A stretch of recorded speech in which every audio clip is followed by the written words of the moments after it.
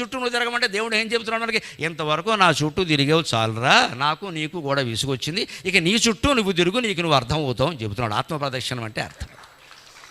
నీ చుట్టూ నువ్వు తిరగడం అంటే నేనెవరు అని ఆలోచించడం. ఊరికి చుట్టూ తిరిగితే కళ్ళు తిరిగి కింద పడతాం. ఇక్కడ మళ్ళీ నేను చుట్టూ తిరగడానికి 108 సార్లు మొక్కుకున్నానండి, కింద పడతావు, మూర్చిపోతావు, ఎవరు లేపండి నేను. ఎందుకు మొక్కుకోవడం పని లేక? ఈ మొక్కుకోవడం ఏంటి? ప్రతిదానికి ఊరికే తొక్కుకోవడం, మళ్ళీ మొక్కుకుంటూ ఉండవాను. నేను మొక్కుకుంటే కానీ చేయవా తల్లి? మొక్కుకోవాలా దీనికి? నువ్వు తీరితే దేవుడికి ఏమైనా ఉపయోగమా నీకు మేలు చేయడానికి?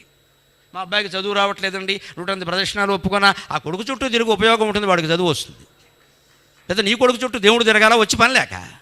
వాడికి ఏంటంటే పని? ఇంత గొప్పగా భగవద్గీత చెప్పిన కృష్ణుడు కొడుకుల విషయంలో ఎలా ప్రవర్తించాడో తెలుసా? మొహమాటం లేకుండా మాట్లాడుకుందాం చరిత్ర తెలిసి. ఆయన కుమారులు సహా ఎంతమంది కుమారులు తెలుసున్నాను? 8 మంది భార్యలకి 8 పదులు 80 మంది. ఎక్కడా తేడా చేయలే. దక్షిణ నాయకత్వం అంటే అదే.